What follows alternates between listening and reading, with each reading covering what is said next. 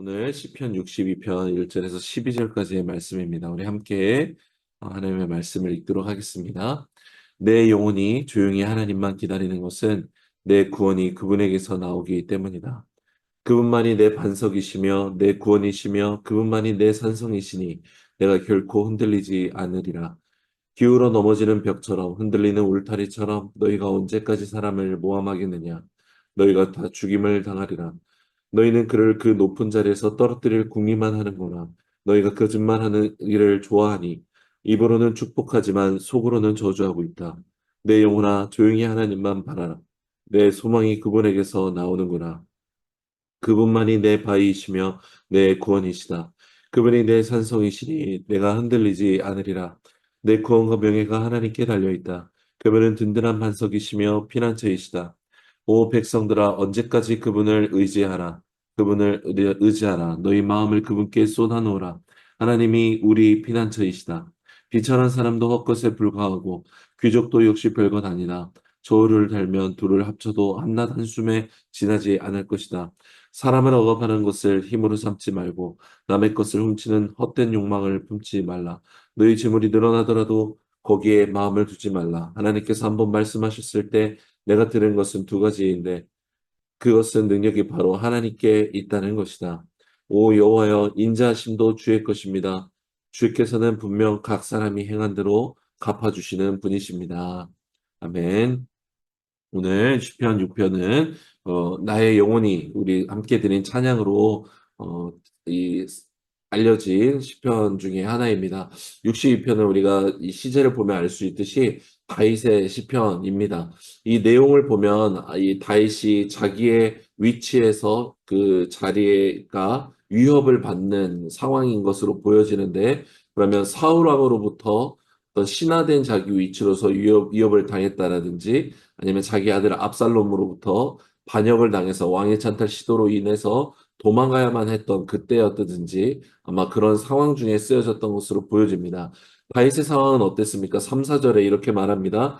기울어 넘어지는 벽처럼 흔들리는 울타리처럼 너희가 언제까지 사람을 모함하겠느냐. 너희가 다 죽임을 당하리라. 너희는 그를 그 높은 자리에서 떨어뜨릴 국민만 하는구나. 너희가 거짓말하기를 좋아하니 입으로는 축복하지만 속으로 저주하고 있다라고 말해요.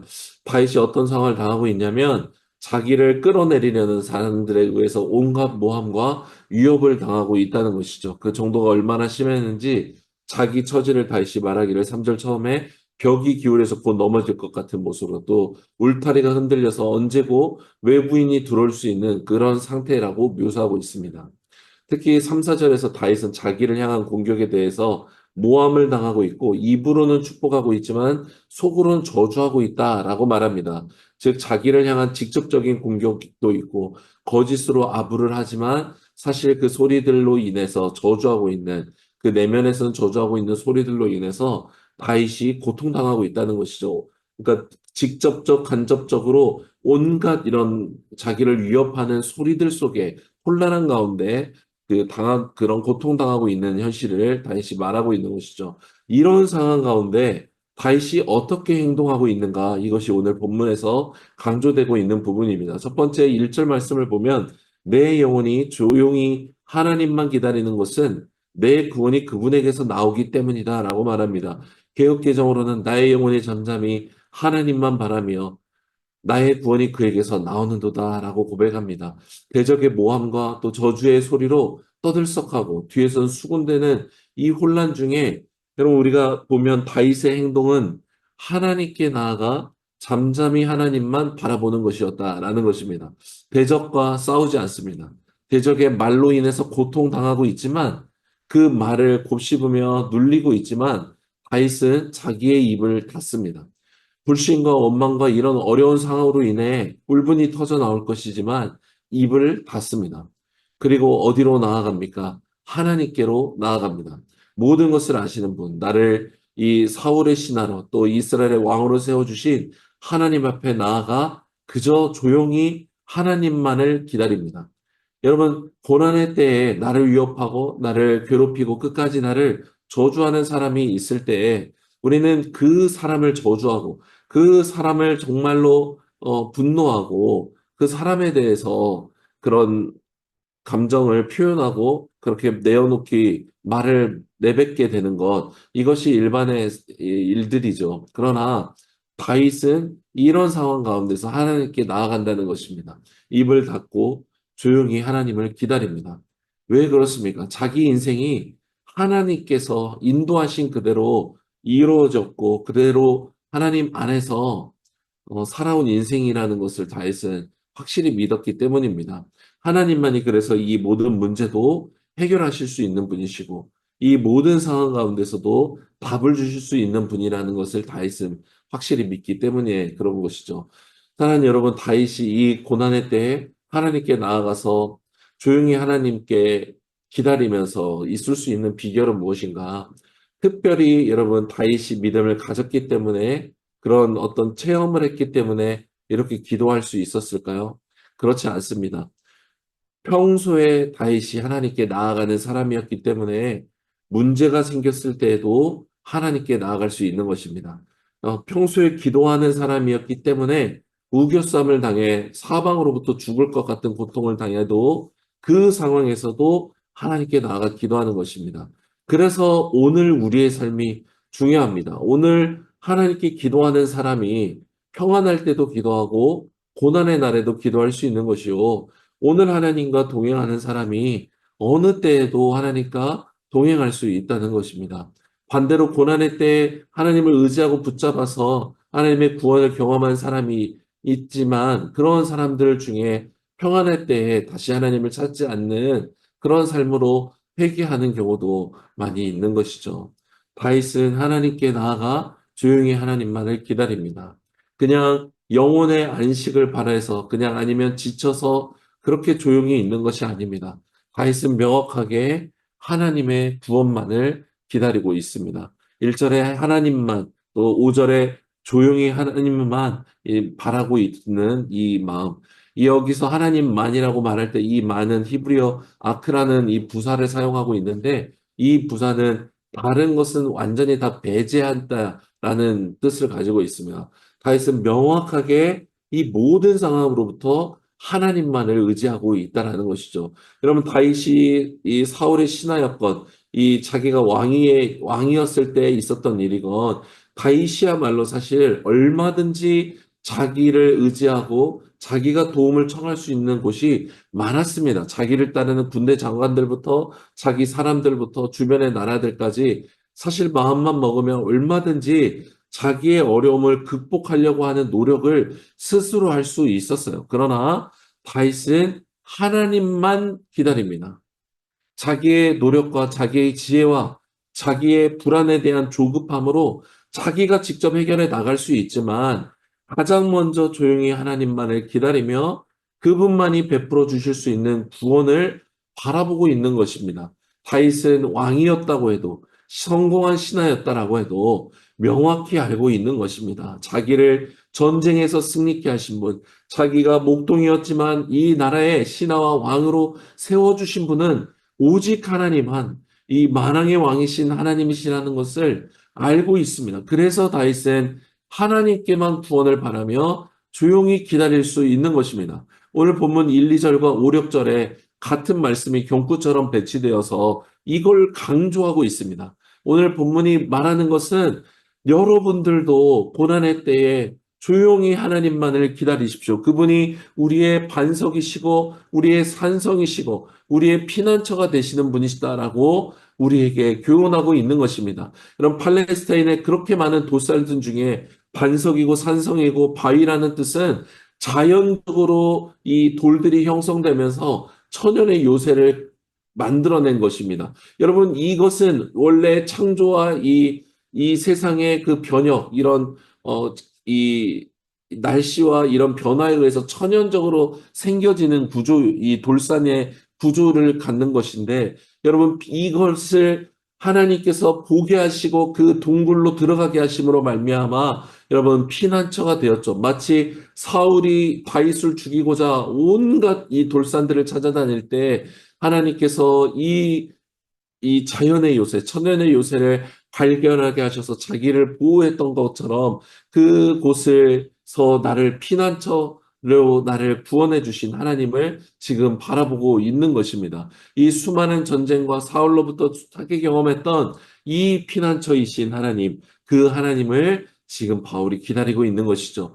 9, 10절 말씀처럼 사람을 의지하지 않고 또 돈을 의지하지 않고 힘을 의지하지 않습니다. 오직 하나님만을 의지하고 있는 것입니다. 11절 말씀대로 능력이 하나님께만 있음을 다윗은 알고 있고 믿었고 그 믿음을 따라 진짜로 하나님 앞에 조용히 하나님만을 기다리고 있는 것입니다. 그리고 오늘 12절 말씀처럼 다윗은 인자하심, 하나님의 인자하심을 바라고 있습니다. 이 인자하심이 히브리어 헤세드인데 이 헤세드를 바라면서 하나님을 기다리고 있고 행위대로 갚아주시는 분이시라는 고백을 통해 하나님을 기다리고 있습니다. 여러분 다윗이 헤세드 하나님을 바라며 행위대로 갚아주실 것을 바란다라는 것은 무엇입니까? 다윗 자신이 헤세드로 살았다라는 것을 주님은 알고 계십니다. 그러니 저에게도 당신의 헤세드를 보여주십시오라고 기도할 수 있는 것입니다. 여러분 다윗은 자기가 높아진다고 해서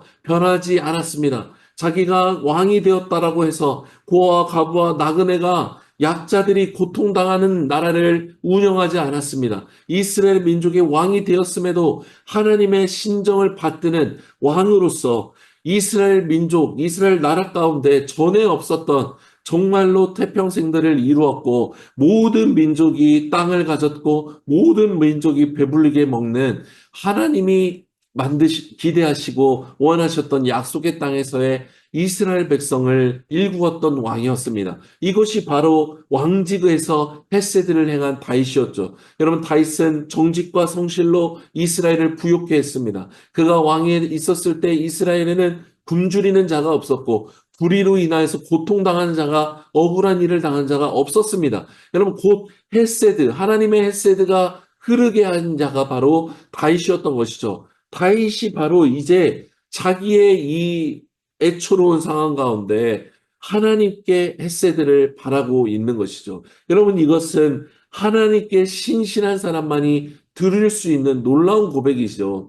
동시에 궁 있는 자를 입히시고 돌보시고 구하시는 하나님의 인애의 사랑, 이 헤세드의 사랑을 의지해 간절히 기도하고 있는 것입니다. 다윗의 방법은 세상 사람들에게는 가장 미련한 방법이고 너무나 답답한 방법이었습니다. 그러나 하나님께서는 이 다윗의 방법이 가장 지혜로운 방법이었고 유일한 구원의 방법이었다라는 것이죠. 사랑하는 성도 여러분, 이 말씀을 오늘 우리의 개인의 삶에 적용할 때 우리는 고통당할 때 어려운 일 당할 때 누구에게 달려가냐라는 것을 생각해 보게 됩니다. 무엇을 말하면서 그 상황을 지나가냐라는 것이죠. 다윗을 보니 저는 너무나 말이 많습니다.